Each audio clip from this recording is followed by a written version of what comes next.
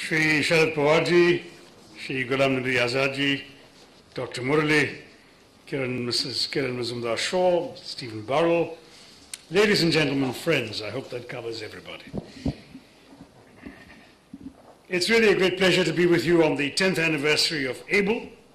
It was fascinating to be reminded by Mr. Murali of Jawaharlal Nehru's soaring vision of the importance of science for the development of India and for the overcoming of India's myriad problems, the role of biotechnology as an enabler in fulfilling the Millennium Development Goals.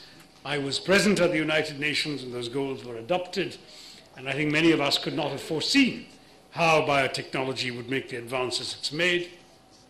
And now Kiran's fascinating tour of the history of biotech in India.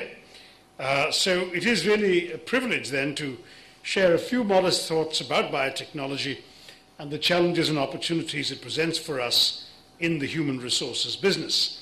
Of course, my senior colleagues will address the broader issues confronting you all today. The Indian biotech sector has a size of some $5 billion, employing directly and indirectly close to 50,000 scientists, engineers, and other life science professionals. I was struck by Mr. Murali's vision for 2025 of attaining a size of $100 billion, which of course would then be expected to generate employment for far more people, exponentially. That should mean you would need to hire 1 million professionals in biotech by 2025. Now, our big challenge in human resources has been, first of all, to expand our educational capacity, to be able to educate more people. The British left us with 17% literacy, after all. We've taken that up to 74%. There's still a long way to go. We have tried to introduce equity, that is to include the excluded from the educational space. We have tried to bring in questions of quality, that is of excellence, the third E. And the fourth E, which perhaps we have not paid enough attention to, in my mind, is the E of employability.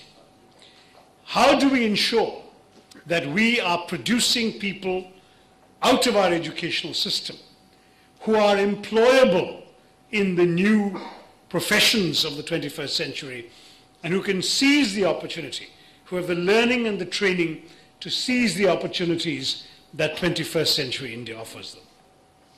Biotech is in a particularly interesting area here because this is a field that practically didn't exist 2 decades ago, as Kiran has pointed out to us, and certainly for which Indian educational processes were not producing scholars till very, very recently.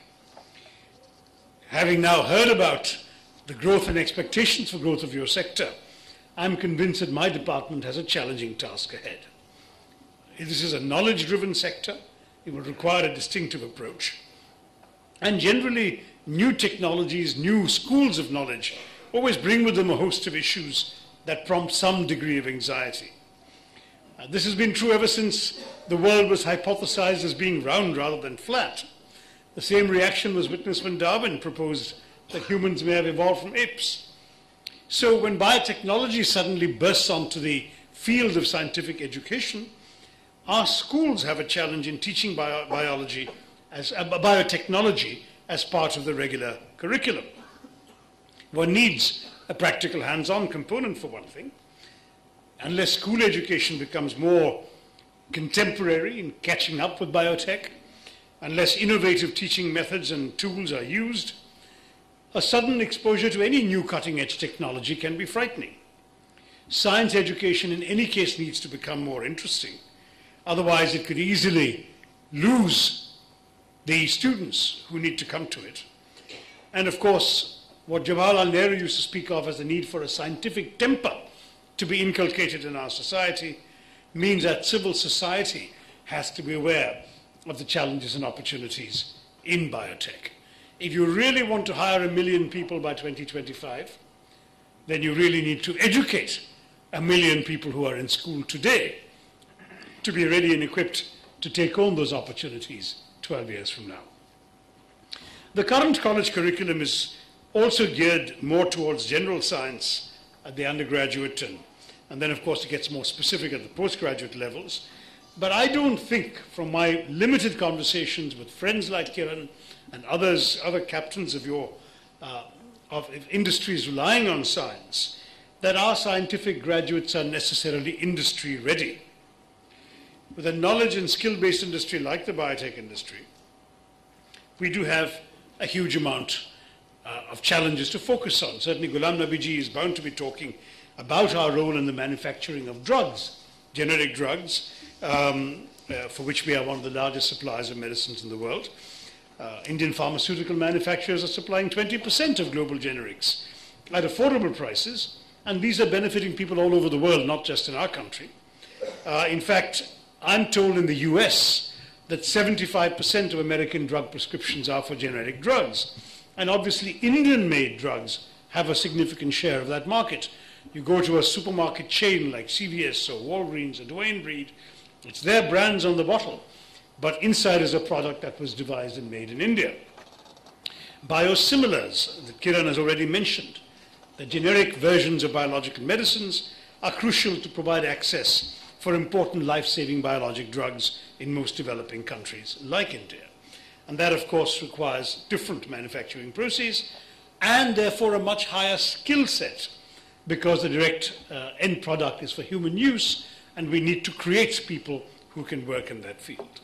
So our educational system must provide, in the private and public system at the undergraduate and postgraduate levels, a strong element of practical training. If you want to get students who are ready for your industry, then you need to help train those students yourself. I've often said, as a general proposition about our education system, that first E of expansion and that second E of equity has sometimes worked against that third E of excellence. We have not always focused sufficiently on quality as we have understandably focused on quantity.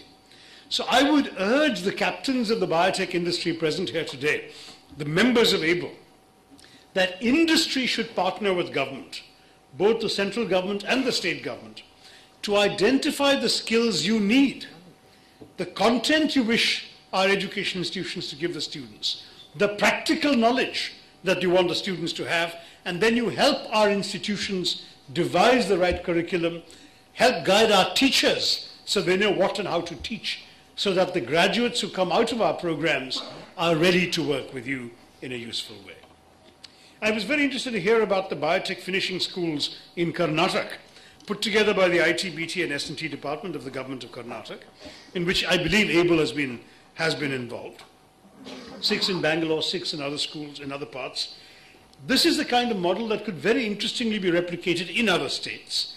And I know that my ministry would be interested in learning the lessons of this innovation.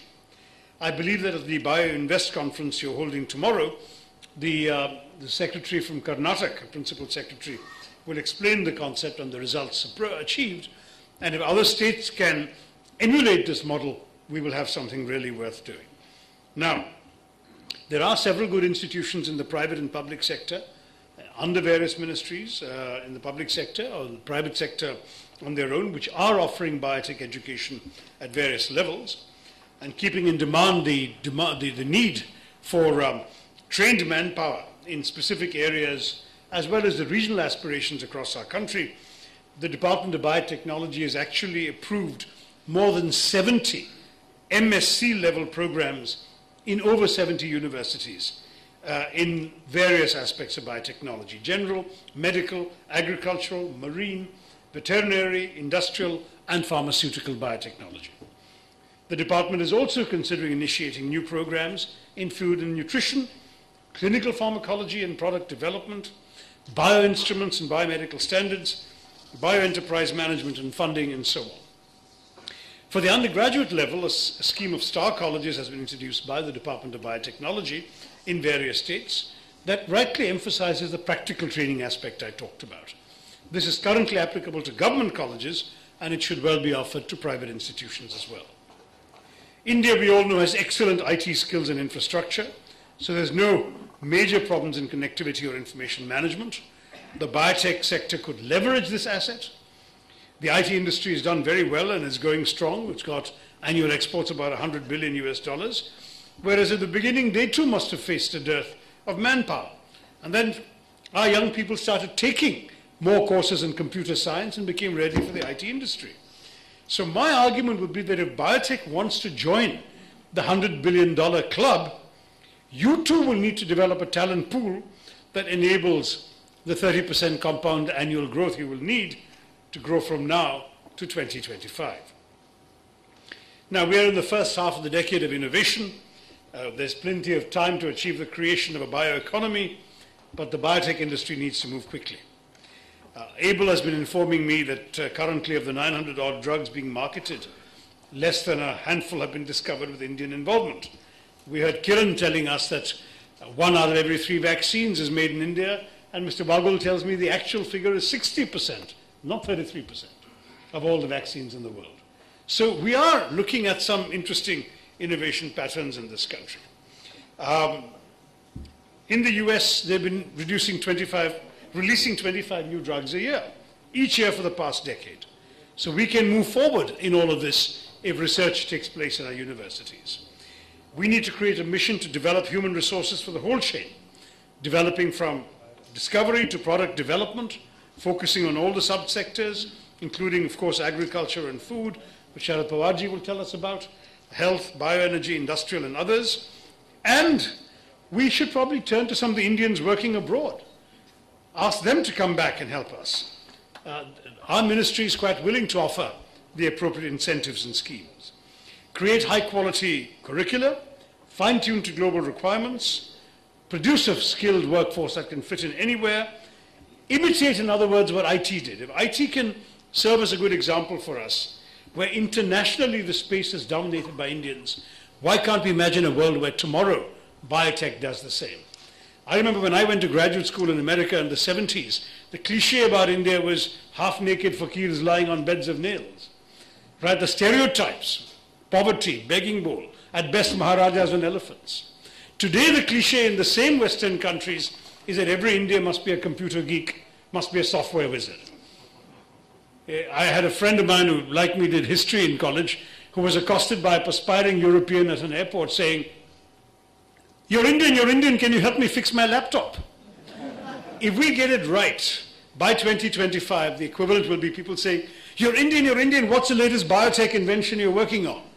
That's the way we should be aiming to head out. Education, of course, will impart knowledge.